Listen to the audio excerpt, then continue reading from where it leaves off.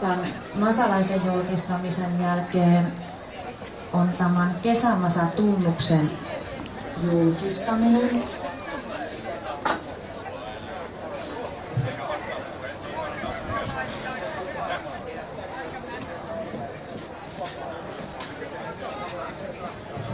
Ulla, sinua kaivataan täällä estraadilla.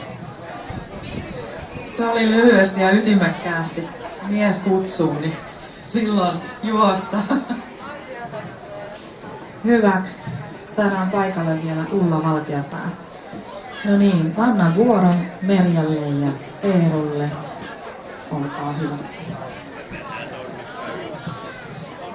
Hyvää, kaunista päivää kaikille ja minunkin puolestani tervetuloa tähän jo vahvaksi perinteeksi muodostuneeseen Kesämasa-tapahtumaan.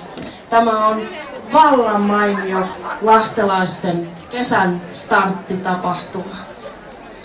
Tällaisen tapahtuman järjestäminen ei kuitenkaan synny ihan sormia napsauttamalla.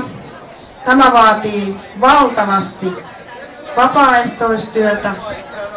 Useita ihmisiä tekee työtä jo heti tämän tapahtuman päätyttyä ensi vuoden tapahtuman järjestämisen eteen. Kiitos kaikille teille, jotka olette olleet luomassa tätäkin tapahtumaa. Te olette tehneet tuntitolkulla vapaaehtoistyötä ja mikäs meidän tässä nyt on ollessa. Mukana on kymmeniä yhdistyksiä ja palveluntuottajia ja järjestäjäkin. Yksi järjestökin ainakin on mukana. Mutta jo 5. kerran järjestyksessä kesämäsäläiset ovat päättäneet valita keskuudestaan vuoden mäsäläisen, jolle ojennetaan kunniakirja aina tässä tapahtumassa. Viime vuonna kunniakirjan sai yksi konkareista, Tuomo Haarala. Tuomo on täällä jossain paikalla, minä näin.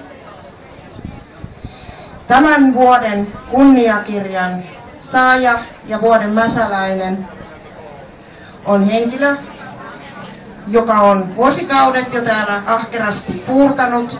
Hän on ollut täällä satamassa varmaan tänä aamunakin 6 lähtien pystyttämässä telttoja ja kasaamassa pöytiä ja niin poispäin. Varsin tunnollinen henkilö. Mutta nyt hän ei pääse paikalle. Hän on ymmärtääkseni lähtenyt pois ja hänellä on siihen hyvä syy. Hän on hyvin rakkaan lähimmäisensä siunaustilaisuudessa.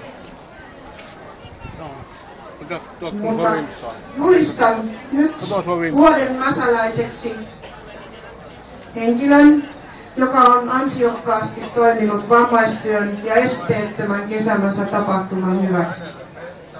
Vuoden 2014 järjestyksessä 5. mäsäläinen diplomi annetaan Urpo Pärssiselle.